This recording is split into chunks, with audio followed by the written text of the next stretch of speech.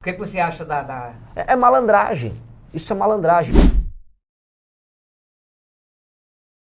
Pois é, muito bem. Então, já emendando agora o nosso espaço político, estamos recebendo aqui o Renan Santos, que é pré-candidato à presidência da República pelo partido, pelo Missão. Renan, bom dia. Muito bom dia, muito obrigado pela oportunidade de estar aqui em Tubarão, trocando ideia com vocês, com o famoso microfone vermelho da PAN, já me recebeu bem em tantos lugares, então será um prazer trocar ideia com vocês. Muito bem, você está cumprindo aqui um roteiro aqui pelo Sul, né?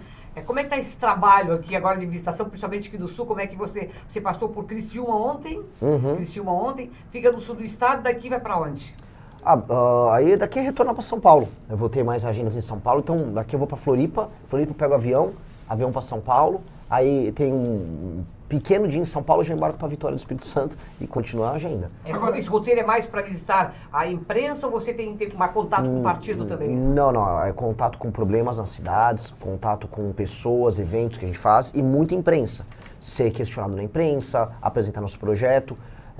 Basicamente uma turnê para ser conhecido e entender também o espírito não só do estado como um todo, mas das regiões.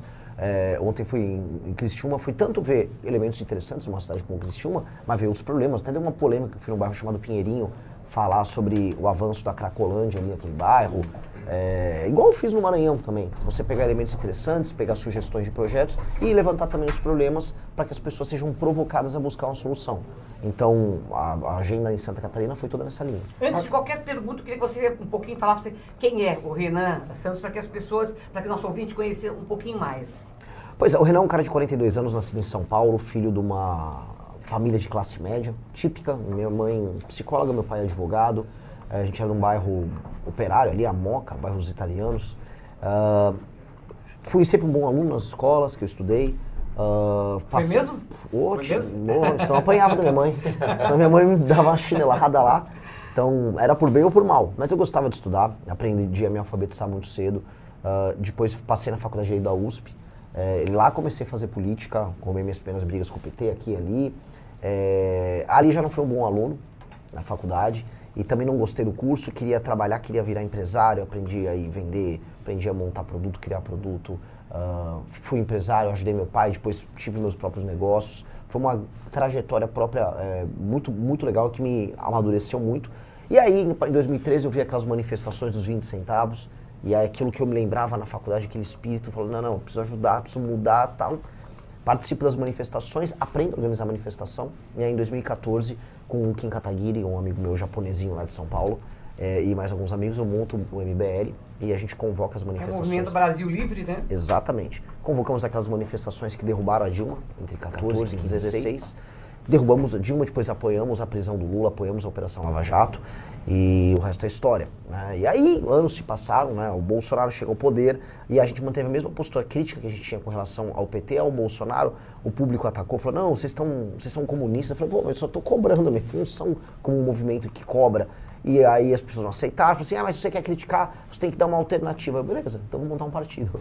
E aí montamos um partido que chama Partido Missão. E aí, com esse Partido Missão que ficou pronto no final do ano passado, estamos concorrendo agora às eleições. Porque hoje a gente vive uma polarização, né? Lula ou Bolsonaro. Como é que o partido, como é que a Missão é contra o Lula e contra o Bolsonaro? Como é que você fica até como candidato? Olha, as posições que nós temos e a visão que a gente tem de Brasil, elas não dependem nem da existência do Lula ou nem da existência do Bolsonaro para acontecer. Porque muita gente existe na política só para ser oposição a um ou outro. Eu odeio essa esquerda. Eu odeio o Bolsonaro. Nós somos nós. Nossa existência não precisa depender dos outros. Eu não preciso me opor ao PT para dizer que eu sou de direita, nem me opor ao Bolsonaro para dizer que eu não passo pano para ninguém. A oposição se dá porque eles cometem erros, eles agem com intenções erradas e nós denunciamos isso. E diferente de todo mundo no nosso campo político, a gente não tem medo de perder seguidor, de perder voto, falando o que a gente acredita. Porque se a gente vai ficar de fingição e aí vai ficar com aquele teatrinho do tipo, tem um escândalo do Banco Master, eu só vou falar o lado que pega o PT. Que muita gente faz. Ou o petista, tem um escândalo do Banco Master, eu vou falar do lado que pega o Bolsonaro. E hoje o pessoal cobra muito isso, né? Lógico. Ou você é PT ou você é Bolsonaro. Né? Aí você só conta meia história. Aí existe meia corrupção, existe meio sistema. Eu não compro esse papo. O escândalo do Banco Master é um escândalo que pega a gente de todos os lados. O escândalo do INSS... Todos os partidos. É lógico. Pega Centrão, pega STF. Aconteceu durante o governo Bolsonaro a maior parte do tempo. Depois ele se infiltra no governo do PT. Aliás, ele começa inclusive no PT da Bahia. Então é um escândalo que ele é ecumênico. Todo mundo participa. E aí a gente vai ficar fingindo só pra fazer assim, o meu lado aqui é menos ladrão do que o seu. Eu não compro isso. Ninguém tem que ser ladrão. Todo mundo tem que ter um projeto. Eu olho, né, eu faço um desafio aqui pros fãs do Lula que estiverem nos assistindo, ou fãs do Flávio. Qual a proposta dos dois?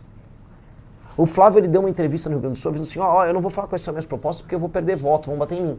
Aí entendi, então, ela garantia sou idiota. O cara quer concorrer a presidente, mas não fala com proposta. O Lula fez a mesma coisa em 2022. Ninguém sabia quais eram as propostas do Lula. Só ficou lá, você vai comer uma picanha. Isso é proposta. Agora, né, não, fica tranquilo, o Lula tem uma proposta qual? Sei lá, o pé de meia. Pé de meia? A proposta do cara é pé de meia.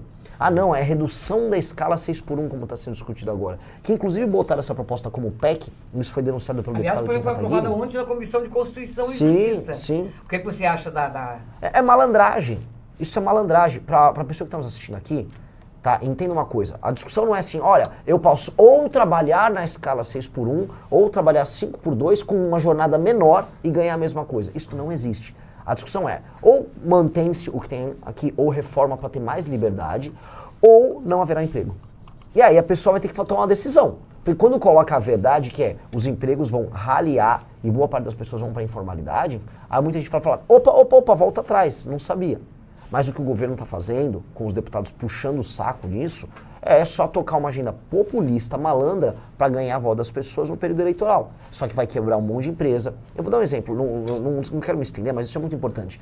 Você tem ainda aqui no Brasil empresas que estão as famosas cadeias globais de produção. O que é uma cadeia global de produção? Você tem, por exemplo, uma Sistemista, é uma fábrica que produz componente que vai em carro.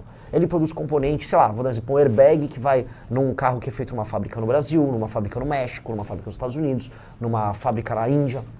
Esse sistemista, se o custo de produção dele aumenta no Brasil, ele não vai conseguir vender para os outros países. Os outros países vão comprar esse mesmo componente de um outro fornecedor, sei lá, na Tailândia.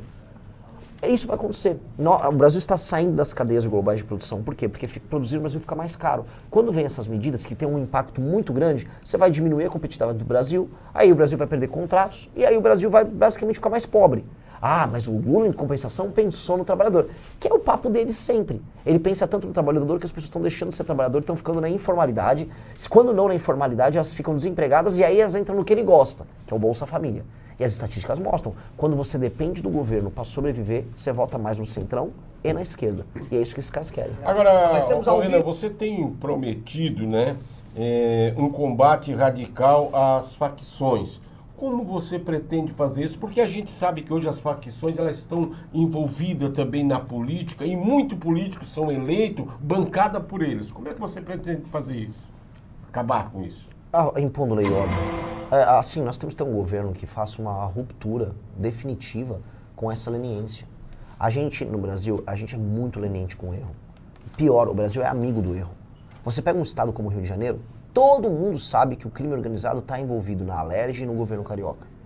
Todo mundo sabe, pegaram lá o ex-presidente ali da Alerj no Rio de Janeiro, e ele tinha envolvimento com o TH Joia, que tem envolvimento com o Comando Vermelho. Isso quando a turma lá não tem envolvimento com milícia. Todo mundo sabe. Então, lá no Rio de Janeiro a coisa se entranhou. O que tem que fazer? Você tem que destruir o crime organizado. E se o crime organizado se ramificou com o político tem que ser preso, tanto quanto o traficante. A gente tem que ganhar uma eleição presidencial com esse discurso muito duro, para que os deputados em Brasília sejam obrigados a votar uma agenda que aumente as penas para bandido e que permita que a gente faça as operações que destruam o crime organizado. Eu volto a repetir, destruam. Os líderes do crime organizado não podem ter comunicação na cadeia, eles têm que estar isolados de todo mundo. Isso se eles não morram em combate, aí, como acontece algumas vezes quando eles tentam resistir ao avanço da polícia. Tá? Mas fala-se isso há muito tempo, dessa questão de corrupção dentro dos presídios, mas a coisa não acontece, né?